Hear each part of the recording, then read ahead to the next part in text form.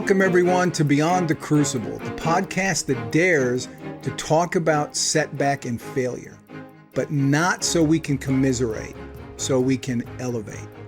I'm Gary Schneeberger, the co-host of the show, and our mission today is to offer you the hope that your crucible experiences, those tragedies and challenges you faced or are facing, don't define you. They refine you. They did not happen to you, they happened for you. And in the context of where we are right now, in the 8th part of our series, Second Act Significance, those crucibles can launch you into a new chapter, a new act in your life that can be the most rewarding one yet. And I don't really know anybody who knows this terrain better than the host of the show and the founder of Crucible Leadership, Warwick Fairfax. Warwick, we're getting close to the finish line of the series here, and I think we've saved one of the most exciting, inspirational, hopeful stories for the last guest. Absolutely, Gary. Very much looking forward to it. So how was that tease, listener? I teased you a little bit there by suggesting that our guest is going to be very interesting and I put a little pressure on him, but he can handle it. Our guest today is Chris Schembra, who is the best-selling author of Gratitude and Pasta, The Secret Sauce for Human Connection. Forbes ranked his book as the number 2 book of 2020 to create human connection. USA Today calls him their gratitude guru. He's a founding member of Rolling Stone magazine's Culture Council, and if all of that wasn't impressive enough, he sits on the executive board of Fast Company magazine.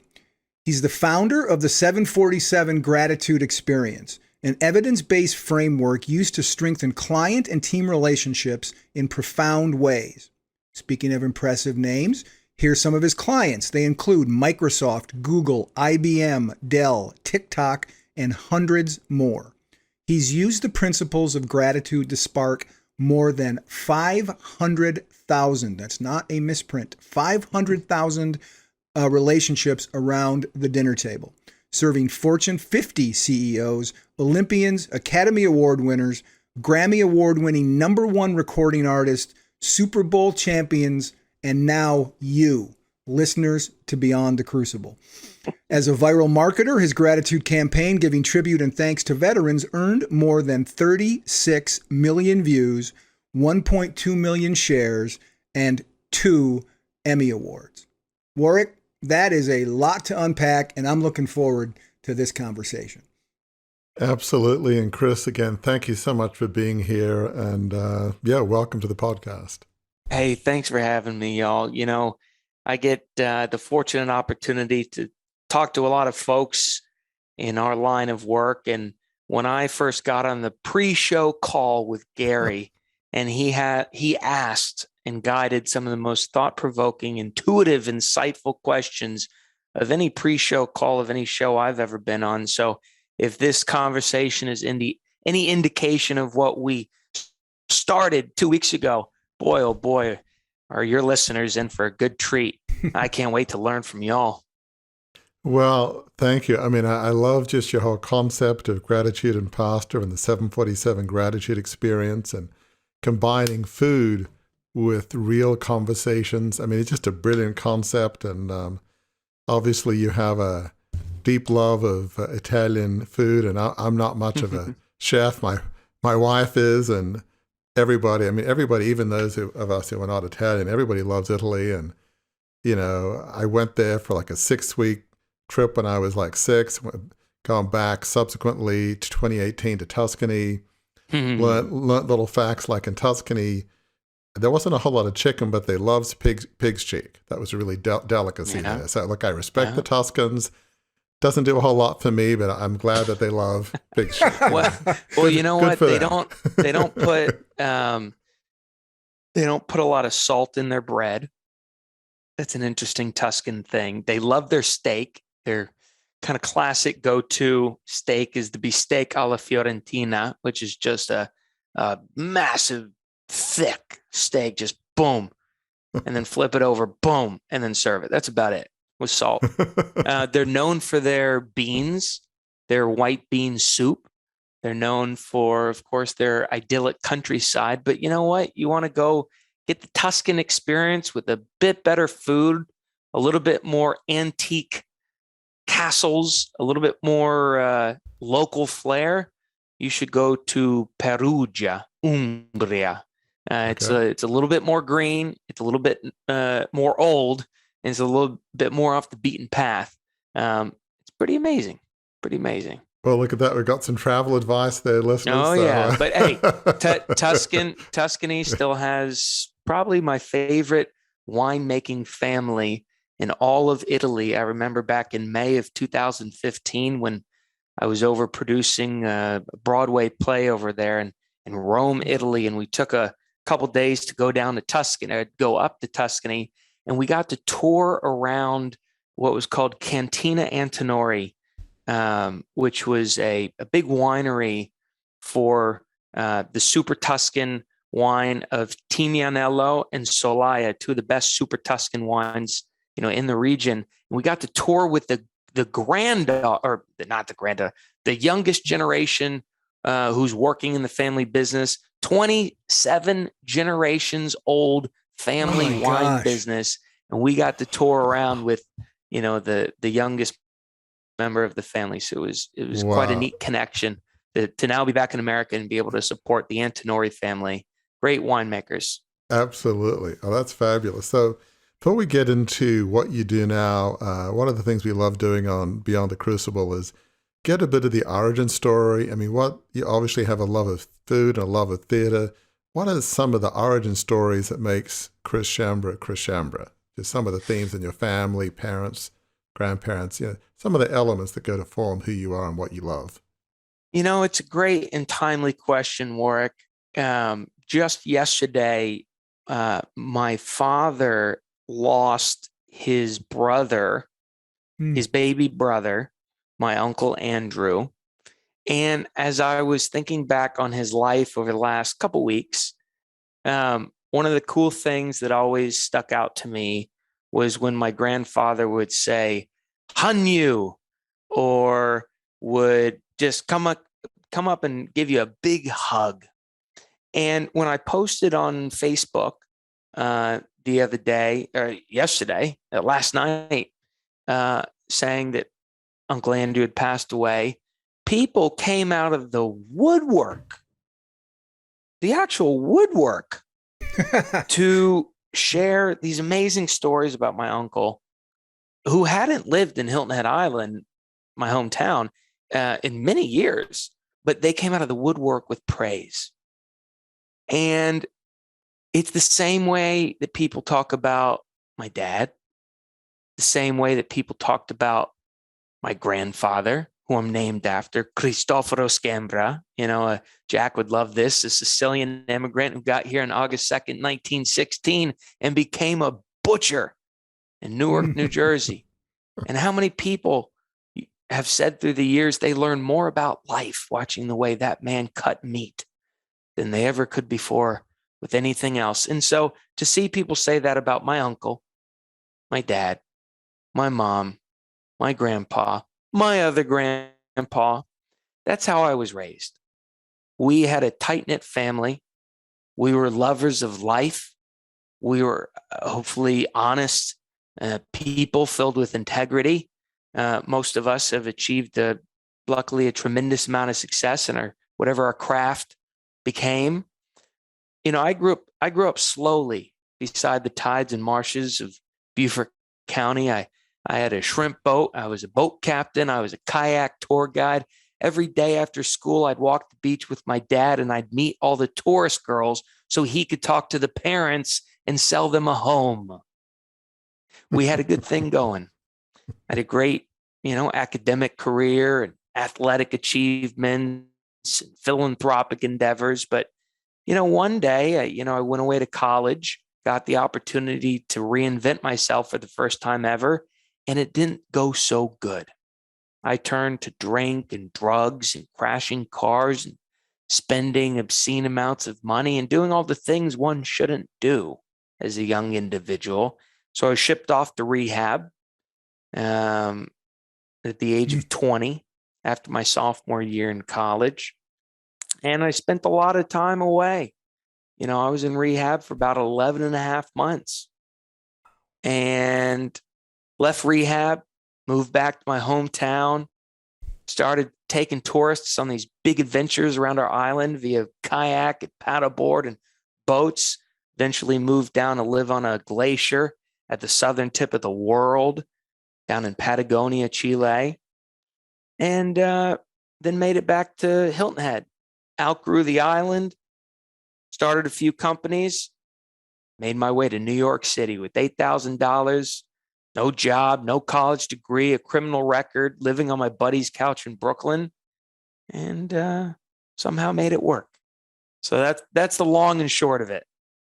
Wow. I mean, that's a fascinating life. So, wow. As you look back, there's certain ethics, there's certain ways of being a Schembra in the Schembra family, from your grandfather, Christophe and uncle. And what would you say are some of those common character traits when you're talking to your grandfather and what it means to be part of this family? There are certain, maybe it's not ethics, but certain values, some traits that we all share. It's part of what being a Schembra really means. What would you say are those commonly held values that were actually lived, would you say?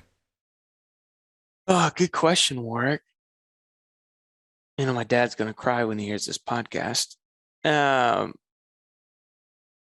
would say a value is charity and philanthropy.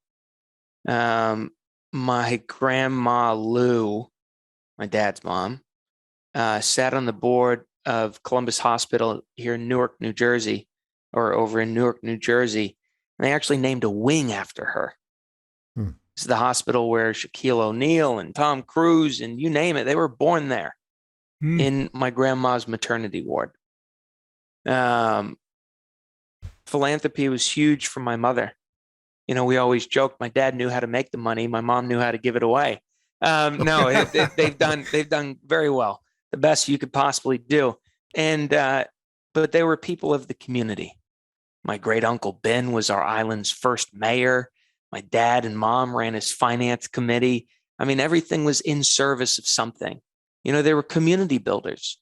They were always hosting parties. They were always gathering people around their dinner table. They were always inviting people into their home. It was an open door policy. They knew what it meant to be a good host. My grandpa was a good host at his butcher shop. Everybody would come in every Sunday to get the meat, bring their problems, eat, serve the people, listen with empathy. That was a classic thing. I remember fondly my Uncle Andrew would just call you and just listen and just ask you about your day. Me and my dad talk probably 8 times a day now. And he just sits there and he listened to me blabbing on about Google or some big boring B2B client, some big boring account. And he's just listening with love and empathy. I learned a lot. It's interesting. My dad and my Aunt Kathy haven't had the closest maybe relationship over the last 3 to 5 years. But when I flew down last week and I got to put my Aunt Kathy and her caretaker and my dad in the same car for 5 hours to drive up to my uncle's hospital bed, it was there I saw pure love and the knowledge that comes from understanding someone's humor for 70 plus years. And that's what being a Schembra is all about. Laughing, being of service, being generous, building community, being a good host. And that was a great question you asked. Well, that's awesome. I mean, I think as we move on, because you have a fascinating story, I think we all have different heritages, different stories, and listeners have obviously heard a lot about my story and founded by my great-great-grandfather, a big, newspaper business in Australia. But like in our family, the sense of service, and it's not about favoring one politician or another. It's about newspapers of integrity. And I mean, every family hopefully has stories and values and ethics that make you who you are. And so as I look back, yes, I grew up in about as much wealth as it's possible to grow up in, but I don't look back and think of the wealth I grew up in. I think of more the heritage, the stories, the values, the family. That's worth more than millions or billions could ever buy. I mean, you can't replace the ethics and the ethos of your family. Those are things to be treasured, to pass down to your kids and grandkids and beyond. Those stories and memories are part of what makes us who we are. So I want to transition here. You became a successful theater producer, and I think you did some stuff with your buddy, Tony LoBianco. So talk a bit about your theater time. You went to Italy. I love that whole phrase, dolce vita, which is, you would understand more than I do. I don't know if it's like the good life, the sweet life. I mean, there was, I think in the 60s, they did all these dolce vita kind of movies. It was like massive. Yeah. So talk a bit about the whole spaghetti westerns, and all those kind of. Well, that's when Rome was Rome was the place to be. You had Gianni Buzzacchi and Gina Lollobrigida and Elizabeth Taylor and Richard Burton. They were in Rome, seemed like every day. Sophia Loren, Tony LoBianco. Anyways, I met Tony. I moved to New York City with, as I said, no job, no college degree, one suitcase, living on my buddy's couch in Brooklyn, $8,000 in my pocket. I started roaming around the streets of New York City. I figured I'd figure something out at some point. And I called up my dad. I said, Dad, I want to be an actor. Dad was like, all right, I don't know what that means, but here, talk to my friend Tony. He'll help you out. He'll let you ask him some questions about the business. Tony had come to a charity dinner that my dad had started in honor of the late Thurman Munson, the late great Yankees captain and catcher. Yeah. Yep. Mm-hmm. When Thurman Munson passed away on August 2nd, 1979, a bunch of Thurman's teammates and his wife, Diana, and my dad got together and started a dinner raising money for some wonderful organizations. And he's met a lot of good people through that dinner through the years. They interview all the top folks in New York world of sports and entertainment, etc.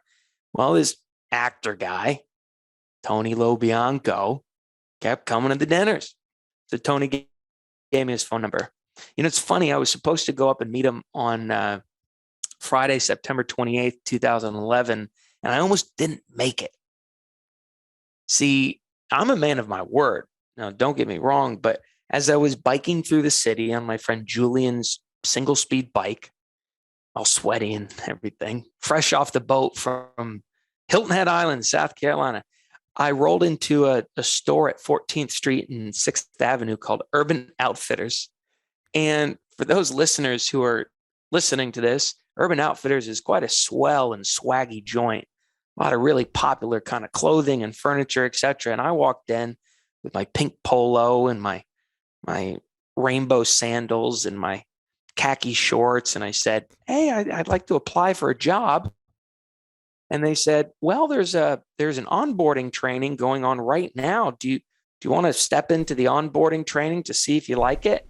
And I'm sitting there and it's like 8 to 10 people around me and everybody's looking popular as hell. And I've got my double pink popped collar.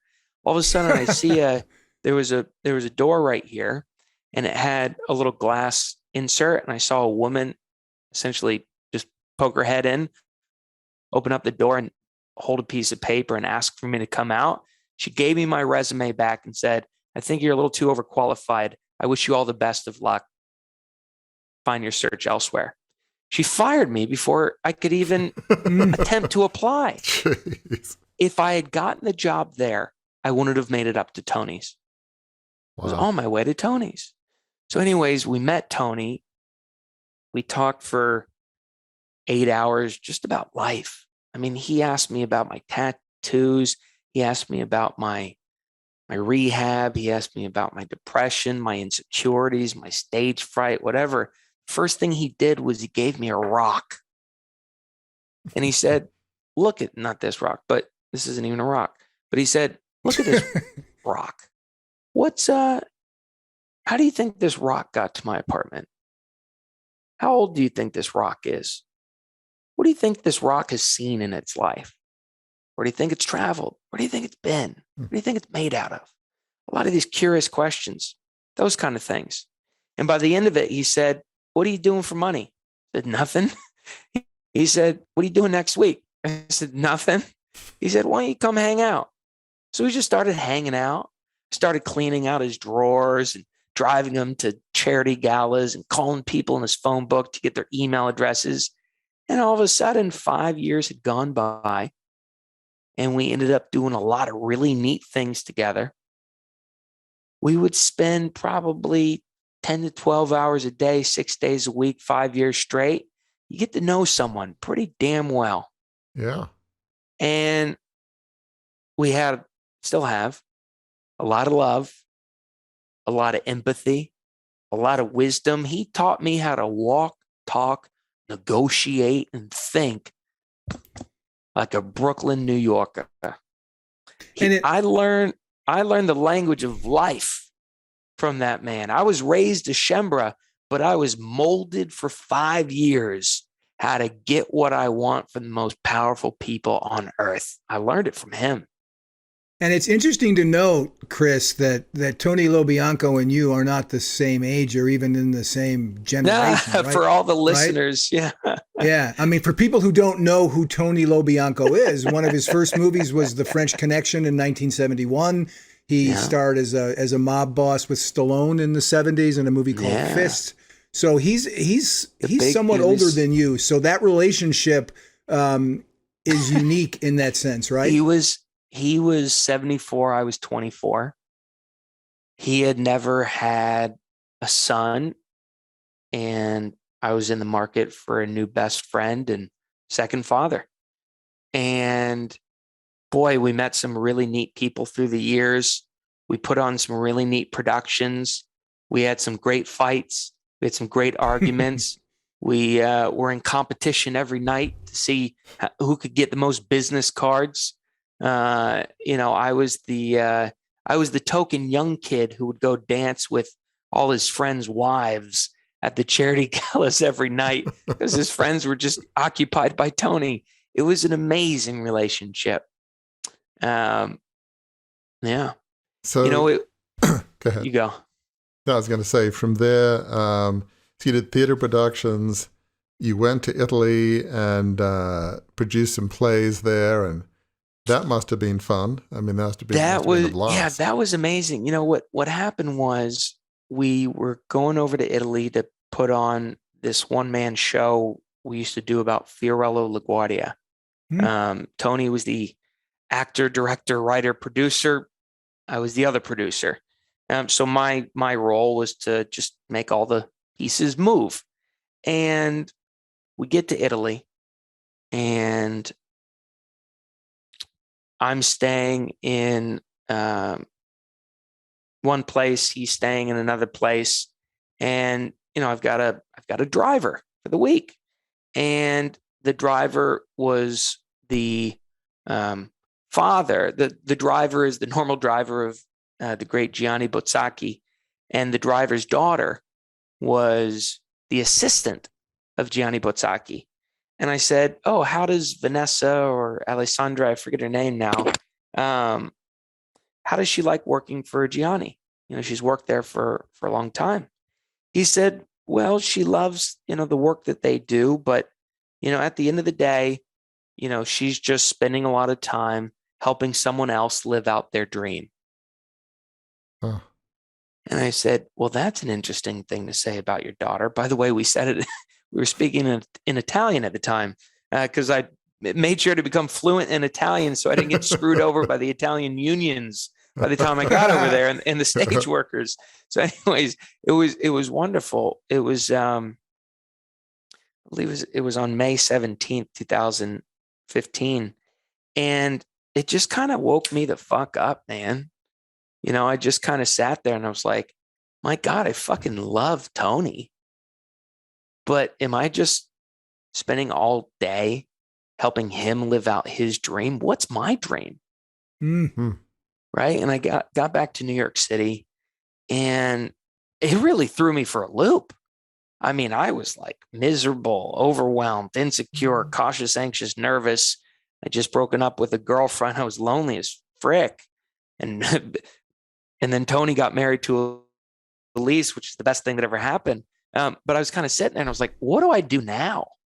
I said, how do I recreate the magic that I felt over in Italy? What was it about Italy that, La Dolce Vita, that how they walked, how they talked, how they dressed, how they honored history, how they loved art? No, it's how they ate food. Specifically, it's how they ate food amongst community. So I got to do that. So here in my kitchen in New York City, I started playing around with all these different recipes and accidentally created a pasta sauce recipe. I thought was a decent recipe. Gary thinks it's pretty Yes, I good. have to say, I ate it a couple days ago when my stepdaughter's boyfriend came over for dinner, and it was a huge hit with everyone. We're buying Heck more. yeah. So Heck yeah. And, I figured I should probably feed it to people and maybe host a dinner party. So July 15th, 2015, 2 months after we got back from Rome, Italy, I called up my buddy Trip Derek Barnes and I said, can I use your backyard? I want to host a dinner party. At the time, it was just 15 friends coming over for dinner at 6:30 p.m. Each of them brought a bottle of wine. We worked together to create the meal. We served each other. We had great conversations, decent pasta sauce. And you know what? The rest is history. It took me about 6 months of doing these dinners for then by December of 2015 to call up Tony and say, you know what? We've had a good run. I think it's time to part ways. And off we went. That was it. I mean, that's sort of amazing. I mean, I want listeners to hear kind of what you're saying is that, you and Tony were having a good life doing theater, but just that one comment over in Italy is that somebody's daughter is just helping somebody else live their dream. You never want to be that person. I mean, I, in my own way, can relate in that my whole family were helping my great-great-grandfather, John Fairfax, live his dream. Mm-hmm. And the thing about dreams is sometimes they're wonderful dreams. Not all dreams are bad. In my case, having a newspaper that would be independent, its original masthead back in the 1830s, 1840s was may Whigs call me Tory, Tory call me Whig, which means may liberals call me conservative, conservative call me liberal. Mm-hmm. Having an independent paper, I mean, we need that probably now more than ever when everybody goes to the left and the right, everybody's polarized and hangs out with friends who agree with them. And, we need a little bit more community and diversity rather than polarizations. But so that's a great vision. Mm-hmm. But that wasn't my vision. I didn't want to run a big paper. I'm more a reflective advisor, writer. So all that's to say is I'm sure Tony's vision, what he does is not wrong. It's great. But No, it's it's like, phenomenal. it's Chris Schembra, you're thinking, I love Tony, he's a good guy, but what do I want to do with my life? Don't I have a God-given right, if you will, to chart my own path? I think everybody listening, you can respect your parents, but respecting your parents doesn't mean that you have to live their dreams, or your friends' dreams, or your teachers, or your mentors. So I think that's so important. And so here you love La Dolce Vita and part of the Italian life, you love food, but yet as you're thinking about the whole sense of community, I mean, as you look back, do you feel like that was part of living the Schembra heritage? Community, family, charitable works. It was maybe you did it knowingly, but that's part of being what it means to be a Schembra, right? Just that sense of community. It's great, great point. I'll often credit that I learned how to cook Italian food and I learned how to host a dinner party from Tony that I had watched. He fed presidents, kings, queens, politicians, actors for all the 5 years we were together. He served the biggest people in the world around his dinner table. They would squeeze into his massive Upper West Side apartment by the dozens just to line up to eat his food and sit on an armchair. And it was the greatest thing in the world. They would pay tens of thousands of dollars at charity auction to come eat at his dinner table. And I said, my God, there's something to that. But the truth is, Warwick, what you were just talking about is I learned it growing up around the Schembra family. I mean, my mom and dad threw the best dinner parties and and parties you could ever imagine. People would fly in from all over the world to come to their themed parties, or their Christmas this, or their dinners that, and their festival trees this. My dinner table became a way of me giving back. For the very first year, July 15th, 2015 to July 15th of 2016, we hosted a dinner party every week, once a week, for free in our home.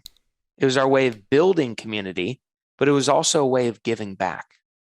We would meet people on the subway, young kids who didn't have a place to go that night other than eat in their college dorm, and they'd come over for dinner and they'd tell these amazing stories. It was our way of building church, right? I grew up in the Catholic faith. My dad is a very, God man. And my buddy Dave Lindsay always said, you built your church through community, and that's it. So it was all part of that Schembra thing.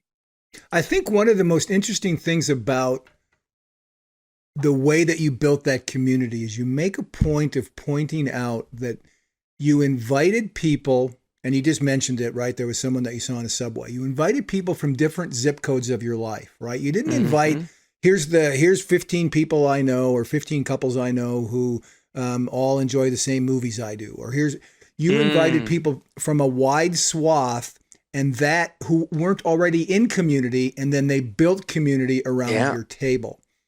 It's interesting. There was a strategy behind that. And for all the listeners, we'll put in the show notes below, there's a great article in the Harvard Business Review that came out in about 2015, written by Brian Uzi and Shannon Dunlap, titled How to Build Your Network. And what they talk about, and I'll tell the story, is it's essentially the story of Paul Revere that gets back to this diversity of network. I have a question for the listeners, and I have a question for the two of you. Do you know who the man William Dawes is? Yeah. I do not. No. Nobody does. But here's the truth. On the Midnight Ride of Paul Revere, we're all familiar with, Paul Revere wasn't alone. There were two guys, Paul Revere and William Dawes. One went one way, the other went the other way. The exact same message. The war is coming. The British are coming. The difference was one guy strategically knocked on doors of people who didn't know each other. And so therefore his message spread in a very diverse, non-incestuous message or way. The other guy accidentally knocked on doors of people who knew each other.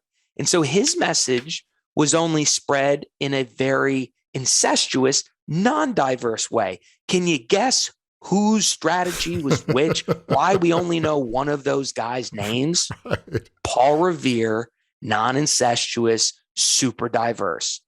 So I am a fan. See, true belonging doesn't occur when you show up in a room full of people filled with other people who believe in the exact same things you believe in. That's not belonging. Right. True belonging happens when you show up in a room full of people who believe the polar opposite of what you believe in, but you can authentically show up as you are. I wanted to create that space. It wasn't a networking group. A networking group is filled with people who can serve each other. A group that we were putting together is a diverse group of people who can learn from each other. And we had a simple rule. First time you come alone. Second time you come, you bring a friend. After that, you're eligible to nominate someone. And so people would, they had to go through me to show up and everything, but someone would show up and I'd hug them at the door and, they'd cry around my dinner table and I'd Google them the next day. And I'm like, holy crap, that was that guy? Yes. And that meant the world to us, is that people could just show up, not worried about who they were, and they just got put to work doing the dishes, making the pasta, making the peanut butter, and then we all cried together, all on one equal plane. It was perfect. What you're sharing, Chris, is so profound, because You talked earlier about the polarization. You're bringing people who are diverse groups, I'm sure race, gender, but they're also diverse in their thinking and personalities and political views. And you're right, there's a tremendous sense of belonging, a sense of unity when you get together with somebody who's so different than you, and hey, we're all human. We all have joys and sorrows, tragedies and, revelations. And when you can have unity on that basis, that's a sense of belonging that is, in this day and age, is almost impossible to find. It's like it's this, fountain of youth, nirvana, heaven, whatever you want to call it. It's this space that nobody's ever experienced. You're creating this incredible space, if you will. Well, it's, what's funny is that I didn't make this shit up. This is actually what human, evolution is. Like the original human beings, so I could go off on a lot of tangents, but I'm just trying to return us back to the origins of humanity, right? We were born to be tribal. We were born to find a common meaning and purpose of fighting against something together, right? If you look at the ancient humans, suffering was the norm. You needed to rely on each other or else you got eaten or you died. If you didn't know how to get along, if you didn't know how to pull your weight, you got kicked to the curb out of the tribe and you were dead within a day. Happiness, or the pursuit of happiness, that's a new invention in the grand scheme of human history. Right.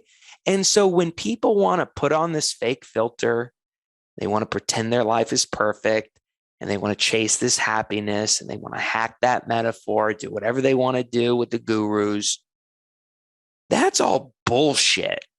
And that's not when you connect with people. You don't connect when life is perfect.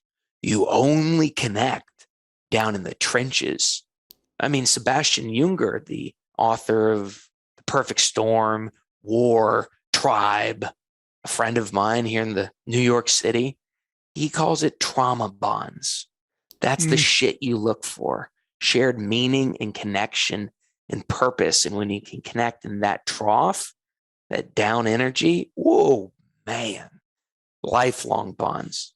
I'm sure Warwick's going to get into this, some of the activities that took place during the dinners. But one of the things I want to make sure listeners understand here is what you've just described about bonding over tough times, negative experiences. You were in that place too. You said that when you got back from Italy, got back to your small apartment in New York City, you sort of had four emotions going on in you. You were a man who was feeling insecure, lonely, disconnected, and unfulfilled. So what we find all the time on the show is as you step out to serve others, live a life of significance, a life on purpose dedicated to serving others, which is what you were doing, that brought some sunshine to you as well. Yeah. Helping others is the best way to help yourself. And you discovered that you built community for yourself as you built community for others, correct? Yeah. I mean, it goes back to the ancient, Roman, Latin, Greek definitions of happiness came in two forms. There was hedonism, which is happiness that's derived from superficial pleasures and acquiring things and all that kind of stuff. And then there's eudaimonic happiness, which is the happiness that's derived by being in the service of others. And that's the happiness, if I want to call it, I'm chasing happiness or whatever. That's what I want to chase, is being in the service of others. It's fulfilling work. What you'll probably touch on later is that, unfortunately, when you turn the service of others into a business, then it loses its impact on you. And that's that. Yep. That's that most recent crucible moment for me that we'll get to later. Which we'll get to. But no, what you're saying is profoundly true. I mean, we call that second type of happiness, which is incredible thought, just the origin of it that you described, Chris, is a life of significance, because a life on purpose dedicated to serving others. Narcissism, psychologists will tell us you will never be happy trying to be this wealthy, greedy narcissist. It's impossible as a human being to be happy that way. You may wish you could, but you'd have to stop being human, which is impossible. We're all humans. We're stuck with it. Like it or not, you may think it's terrible. You can't be happy being a hedonist, but I'm sorry. It's the way we're wired. You will not change the DNA. You won't change the programming. We're born with it. So, in my own way, after the $2.25 billion business failure at the takeover, as listeners know, for a lot of the 90s, I was pretty down, maybe not clinically depressed, but just like everything I touch, I destroy. And I've let my family down, 4,000 plus employees, and feeling pretty low. But as I kind of wrote my book and saw that in some weird way that my story could help people, and I used to think, how many other former media moguls that have lost $2.25 billion are there out there? Like none. I've never met that person. It's not like cancer survivors, abuse survivors. Like I'm in a group of, one. They don't have support groups for billion-dollar failed media moguls, I'm afraid. It doesn't exist. Wish that in one sense that was true.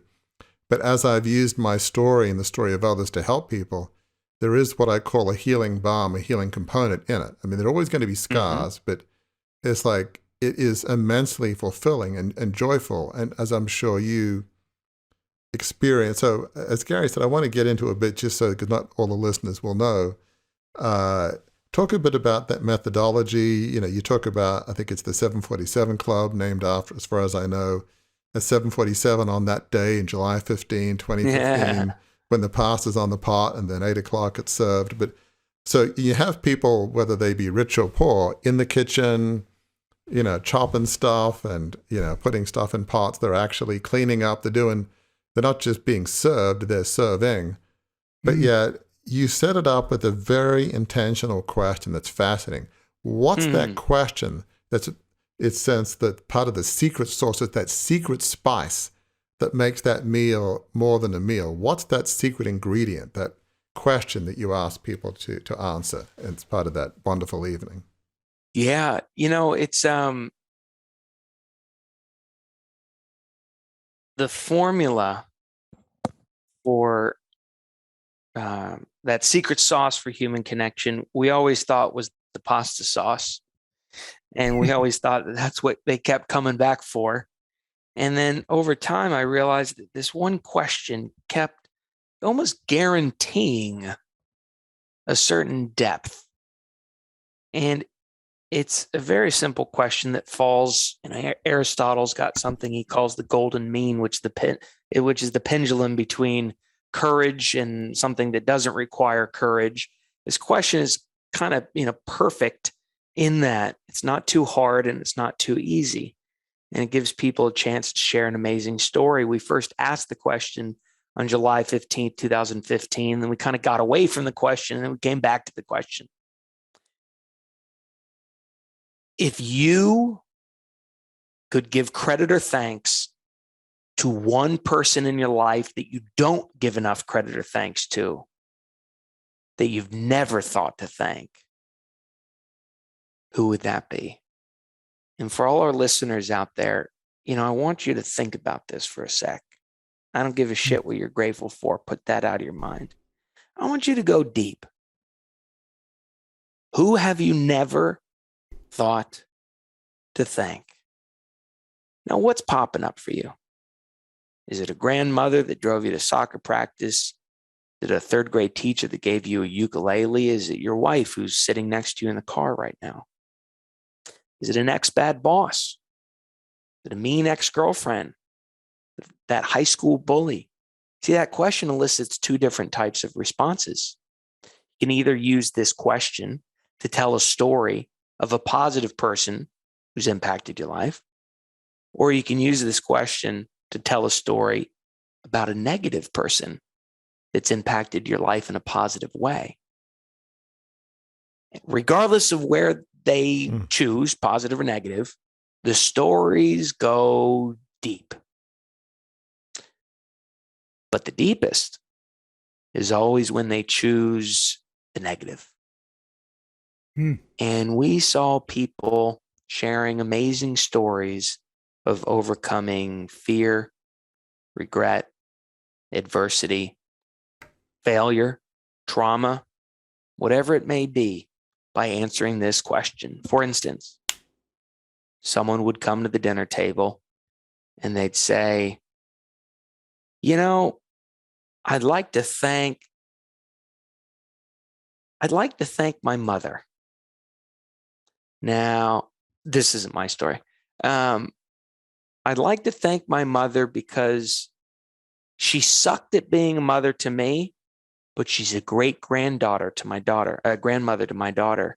See, she kicked me out 3 times at the ages of 13, 15, 18, whatever it was. And I was on my own for most of my life. No relationship to my mother. But when I had my first kid, boy, she turned on something I had never seen. And she's been the best grandmother possible for me, the single mother, 3 jobs, multiple kids kind of thing, right? We'd hear stories like, I'd like to thank my mean ex-boss. They always told me I couldn't do something.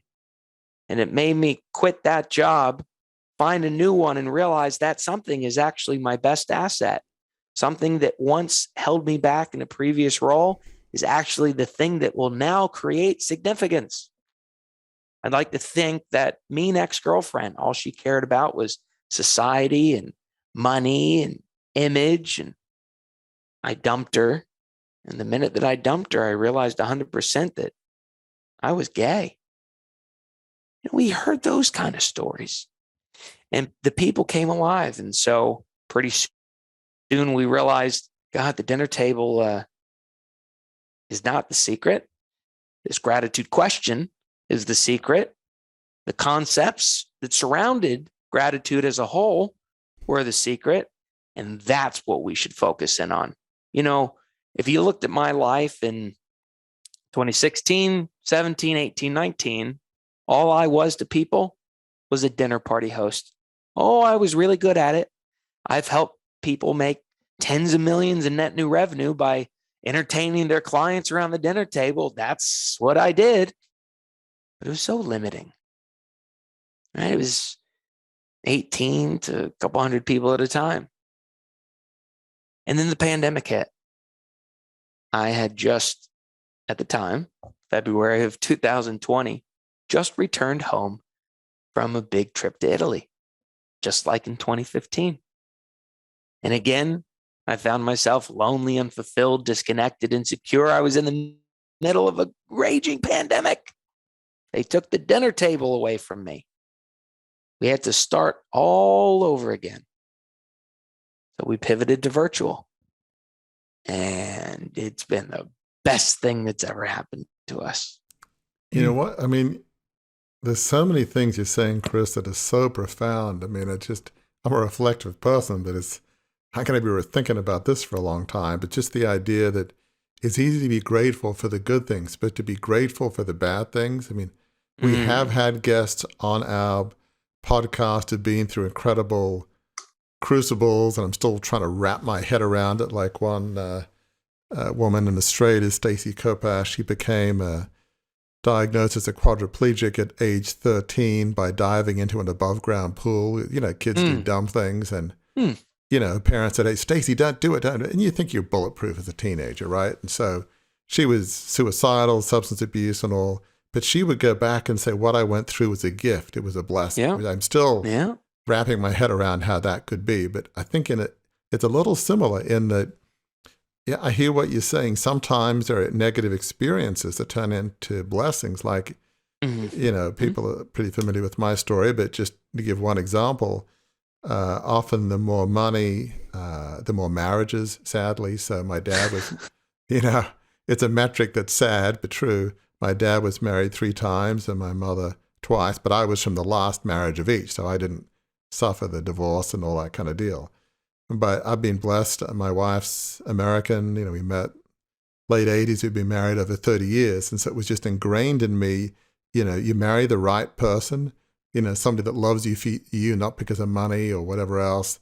And, you know, you spend time with your kids, and we do birthday cards and other things. 2 of my kids are writers.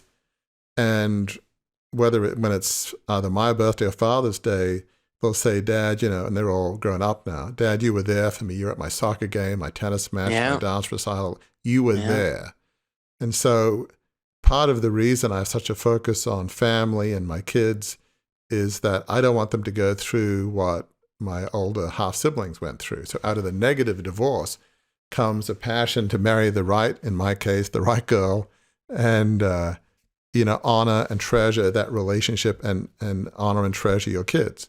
So out of adversity comes a blessing. Oh, yeah. It focuses your mind. It's like, I don't want my kids to grow up the way my older half-siblings did. If that makes sense. Adversity is a gift. It makes us stronger. It shows us what we're made out of. A researcher out of Eastern Washington University, Philip Watkins, did a wonderful study of some fine folks out there, and he called the study The Grateful Processing of Unpleasant Memories. And he found that when bad things happen to you in life, you can do one of three things to it. You can either pretend like it never existed and just, store it away in the city storehouses. Or two, you could recollect that memory and talk about it or write it down and destigmatize the negative emotion. Or three, you can do those things. You can find the positive benefit in it. You can give gratitude to it. You can make it part of your story, which literally rewires the brain. It broadens and builds the brain's thought-action repertoire that's needed for hope, pride, optimism, self-confidence, self-efficacy. There's something that we call the perceived benefits list. If you can look at a negative autobiographical experience from your past and you can see that it teach you empathy, family closeness, material gain, life shifting, et cetera, if you can say yes to any one of those things, well, then there was a positive benefit. Let's give gratitude to it. Let's tell that story. And that leads to hope and healing. So I want to pivot to kind of your, most recent thoughts, because, all this led to your book, Gratitude and Pastor, and the 747 Gratitude Experience. I think I saw, maybe you've like 500,000 relationships or something staggering. I mean, you're doing well, but you're doing so much good, so much healing and bonding and diverse people of opinions getting together. It would seem like, how could life possibly be any better? How could anybody be as joy-filled and happy in the good version of that word happy than Chris Schembra? I mean, Chris should be like the most happiest person on the planet in that sense. Look at the good he's doing. But yet, it seemed like in your new crucible, there was a new crucible to talk about where it felt like it was just a job. Talk about this most recent crucible, how somehow some of the joy maybe eroded a bit. So what happened?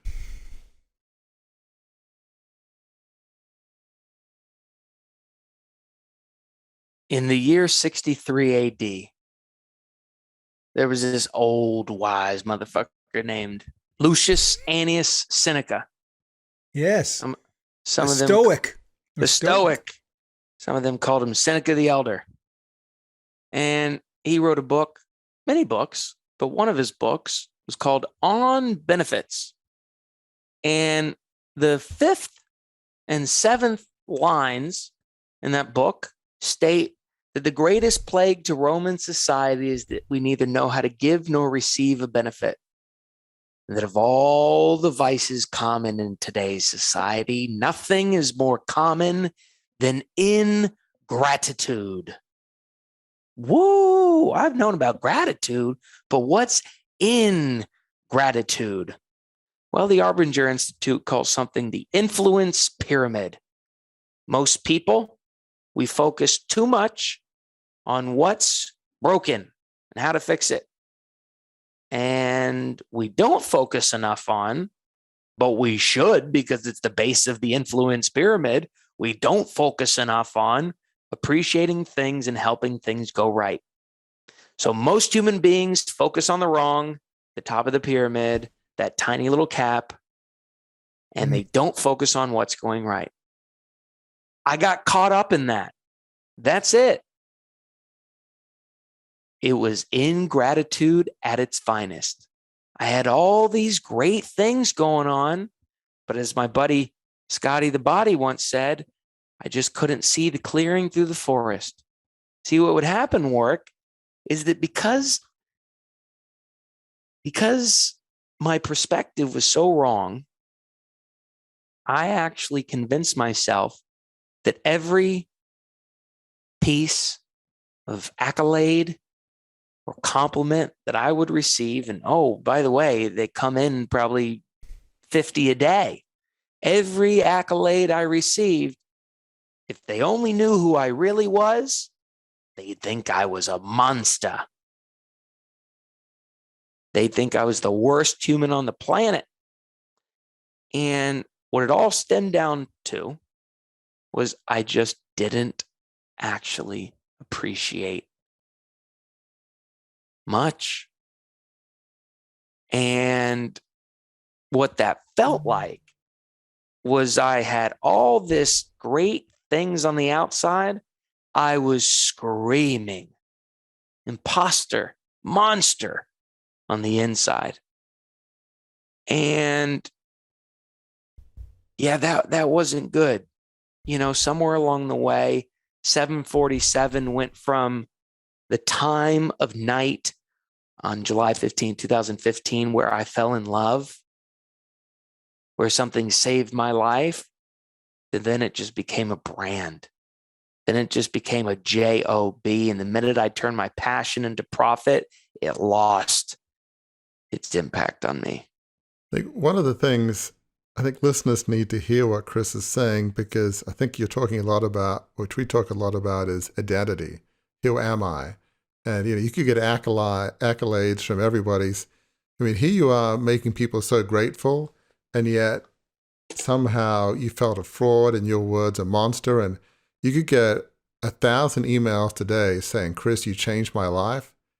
And it wouldn't matter. It could be 1 million a day. Wouldn't matter. It's yeah, but if they only knew me, I'm a fraud, and are my motives pure? I mean, none of us are pure. We all have mixed motives. None of us are perfect. But I guess from my perspective, I'm a person of faith, and from my faith framework, I'm loved because God loves me unconditionally. And there's nothing I can do to change that. We're all screw-ups. We're all going to do dumb things and bad things. And whether you believe in faith or some other set of values, your self-worth has to come from inside, whether it's God, faith, values, family. You've got to feel like I am worth something because the universe, God, my family loves me, and they know who I am. I mean, obviously, if you believe in an eternal God, God knows everything that we've ever thought or did. Those of us who have families, I mean, your family knows who you are. People who you've grown up with your whole life. It's not like, oh, you don't know who I am. They're like, no, Chris, we know exactly who you are. The good, the bad, the ugly. You're not fooling them. You're not fooling people who know you well, but yet they love you anyway, right? So somehow we've got to get to a point where we can solve the identity equation. And whether you sell 1 million books or 2, whether you go on to fantastic success or it all falls tomorrow, your identity is not wrapped up in what other people say. It's wrapped up in the internal. That's the big equation we've all got to solve. Does any of that make sense? Oh, everything. Yeah, it's one of the coolest things that happened to me in my crucible moment. So to describe my crucible moment to the listeners, I was on a call on Thursday, December 30th, 2021. I was on a call with a client at 4 p.m. And the call was supposed to run from 4 to 5 p.m.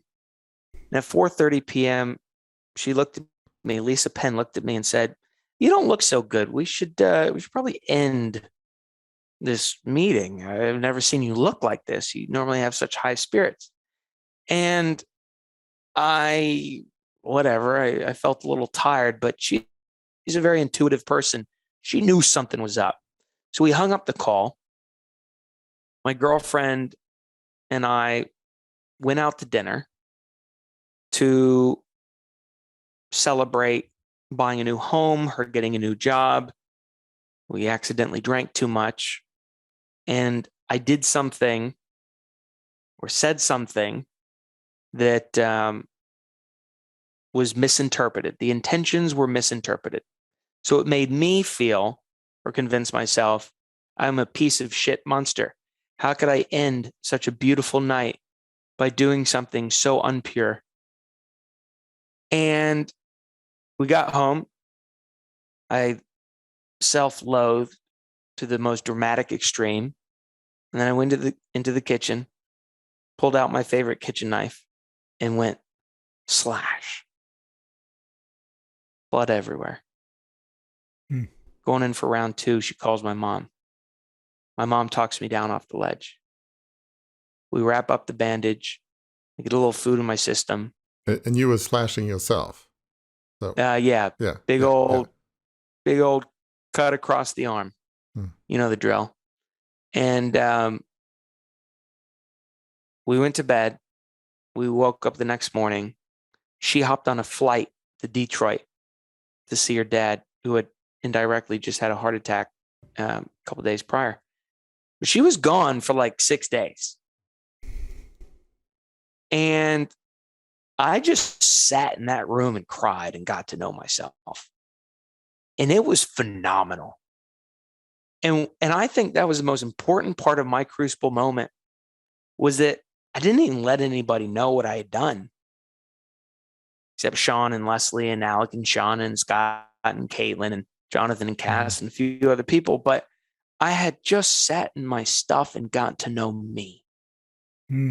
Why did I do this? And the most important part was that I found I didn't want to kill myself.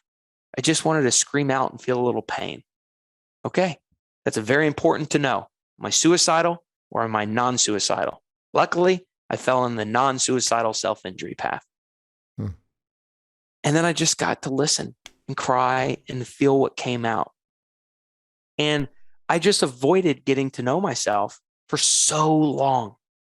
I could put things on my calendar. I could call myself busy. I could really avoid hard conversations with myself. And I'd done that so successfully.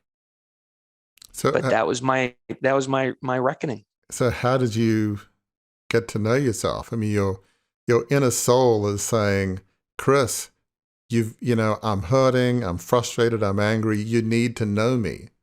Let me out. Let me, you need to get in touch with me. How did you get through that? How did you feel like you got to know yourself and deal with that? How did you get out of that hole, so to speak? I think you used that expression off air before, that sort of that pit. Yeah. How did you get through that?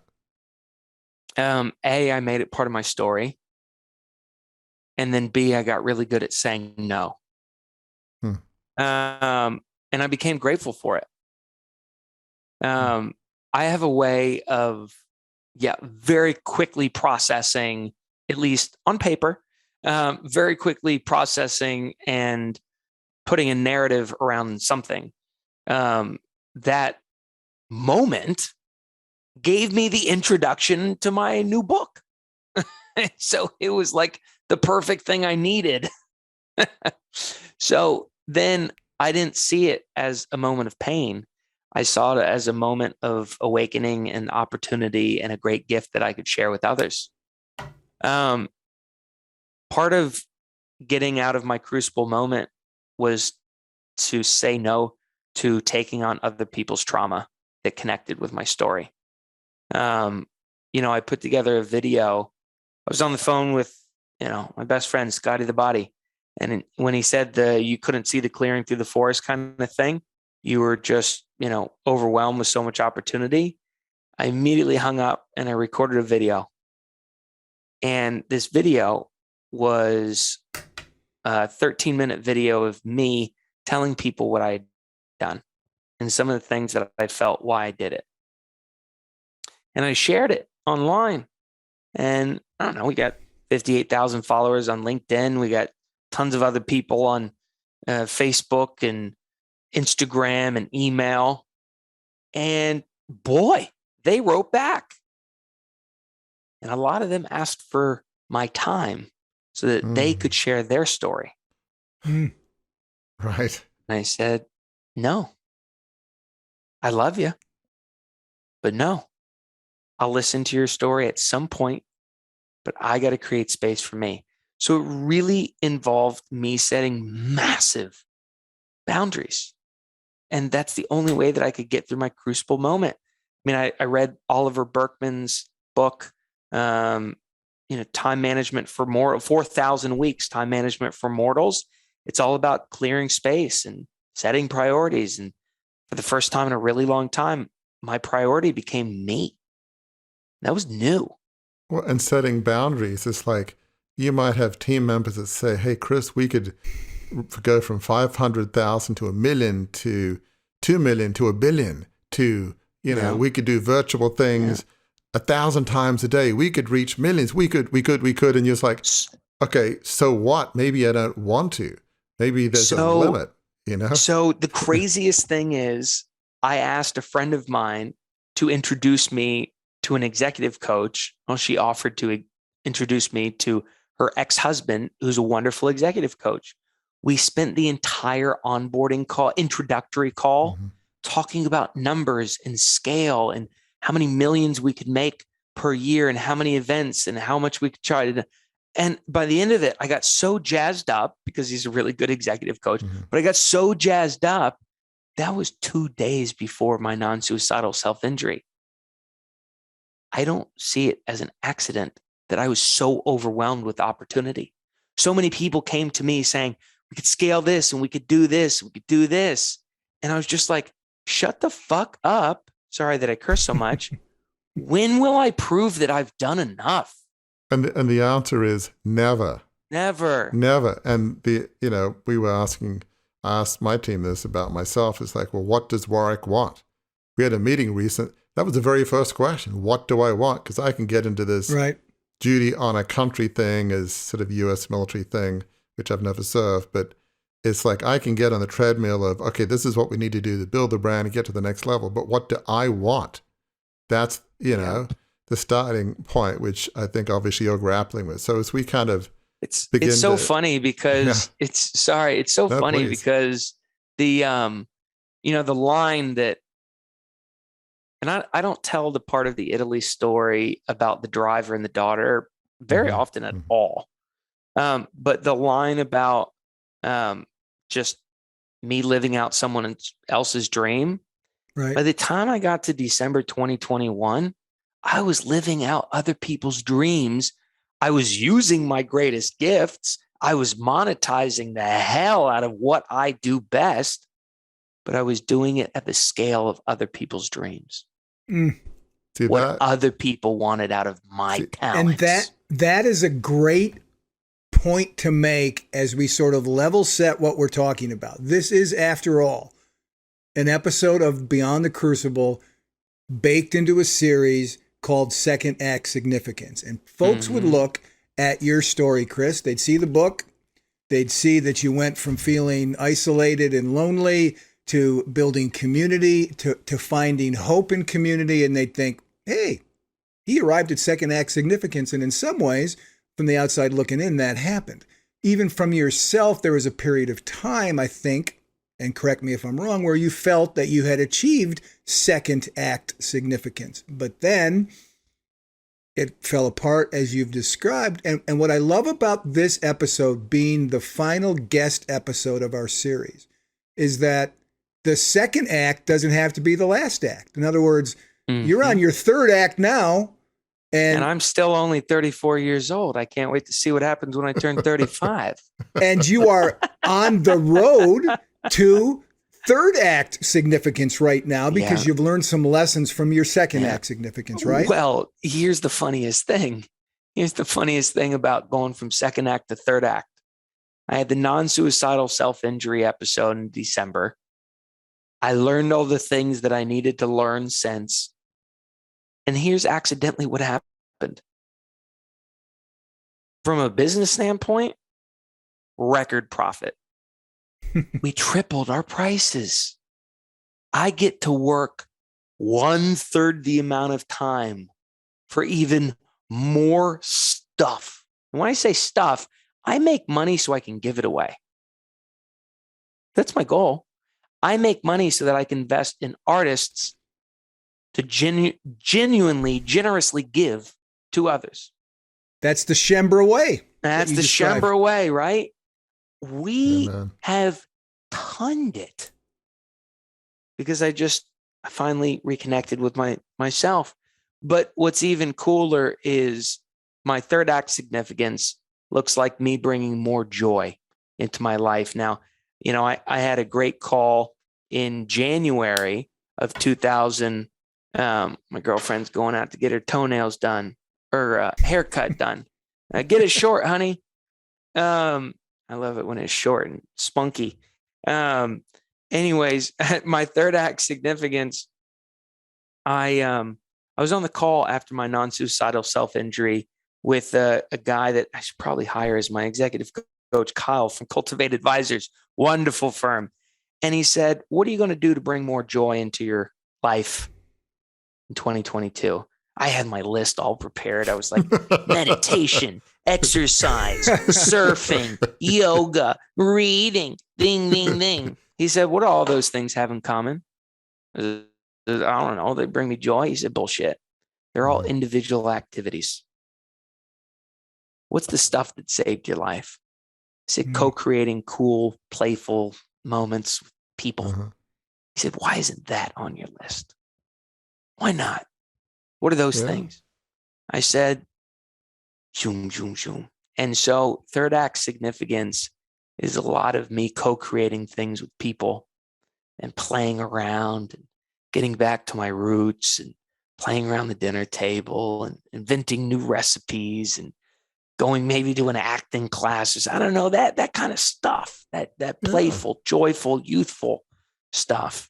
And that's a good time for us to, I normally say on the show, the captain's turned on the fasten seatbelt sign, but come on, I'm talking to a creator of food, a creator of pasta sauce, a creator of dinners that focus on pasta, and author of a book called Gratitude and Pasta. So I'm just going to say the water's boiling. We got to throw the pasta in the pot soon, but not yet. Before we do, Chris, I would be remiss as we wind down here and get prepared for the meal, as it were. I'd be remiss if I didn't give you the chance to tell listeners how they can find out more about you, about 747, and about your new book. When's that coming? Yeah, the new book launches June 21st of 2022. We've got a wonderful, wonderful team, a wonderful launch community. And so if people want to be a part of the launch community, there's a variety of ways of getting involved. Just email me, chris@747club.org, and I'll loop in whatever part of my team I need to loop in, depending on what you're emailing about. Look, if there was anything that I said here today that you agree with, I hope you go out and act on it. Go out there and serve others in this way, but serve them with sacrifice and significance, as Word talks about. I got lucky is that I had a lot of people that served me throughout my life. And so I was able to build a life in service of others. Now, the people listening, what often happens in the gratitude space that people don't go out and show their gratitude to others because of two reasons. One, we completely underestimate the impact that it'll have on the recipient, and we completely overestimate the perceived feelings of awkwardness that it's going to feel to give it in the first place. So when I say this, it's that go out and give gratitude to people.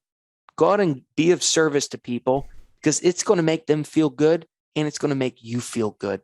You're going to get caught up in what that looks like or how you're going to do that. But always stay connected to the why and the intention behind the gift, the service, the connection, the community, whatever it is. Take care of yourself. It's a lonely world out there. Seek connection with people that you'll be able to find some genuine moments of belonging. If we can provide that, please reach out. Love to have a chat with you. But yeah, look forward to getting to know all of y'all soon. I wish I had something that I could invite you to, but I've just have just become such a B2B corporate whore. And, I don't get to host these free things for my community anymore, but certainly reach out. We'll try to invite you for free to something that we're doing in the upcoming moment so that you can get some good benefits of the community. All right, Warwick, I've put the pasta in the colander. We're going to serve it up here, but you get the last question before we go eat. So take it away. Well, Chris, again, thank you so much for being here. I just love your story and your journey and just your authenticity and vulnerability. It's just really inspiring. I mean, as we close just with this third act and just the sense of, is it just a job? I'm on this treadmill of bigger and bigger and bigger. And what does Chris Schembra want? Do you feel like you have a greater sense of peace, a greater sense of, look, maybe I'm a screw up in some ways, but, aren't we all? Do you feel like you have a greater sense of peace and maybe self-acceptance, which I don't know that we ever get to 100% self-acceptance and peace, but do you feel like you're making progress on the journey to say, look, I'm not perfect, but I'm trying to, do well by doing good. And you know what? I'm not perfect, but that's okay. Do you feel like, does that make some sort of sense? I would say I have a little bit of progress. But I never don't want to be that miserable, lonely, unfulfilled, disconnected person. Because the minute that I stop being that is the minute other people will stop being able to authentically connect. Right? You have to be going through the emotion to reciprocate the emotion with others. So I'm grateful for my dark times. I'm grateful for my imperfections and loneliness. It's what inspires the creativity. It's what inspires my curiosity. It's what it drives my girlfriend crazy. But I'd rather know that as my truth than never get to know my truth or pretend like I've figured it out. So I don't know how to measure progress. I just know I never want to be that person who's got it figured out. Then that wouldn't be the Schembra way. I have been in the communications business long enough, listener, to know when the last words have been spoken on the subject, and Chris Schembra just spoke it. So thank you, listeners, for spending this time with us on the final guest episode of our series, Second Act Significance, which ends with a bonus, right? Ends with Chris Schembra's third act of significance, which I think is a great place to land the plane, as I often say. Couple of things coming up. Next week, Warwick and I are going to go through all the episodes we've had, all 8 episodes, and pull out some key learnings about how to pursue and enjoy and really make the most of your second act significance. And then, as we have been talking about for a few weeks now, we are going to have a Crucible Leadership Beyond the Crucible workshop, virtual workshop that you can be part of, which will feature some guests who've been on the show and some learnings to help you really not just hear about second act significance, but truly process it and pursue it in a way that will be the most rewarding and valuable to you. So until the next time we're together, please remember that your Crucible experiences are indeed difficult. We know that. Chris knows that.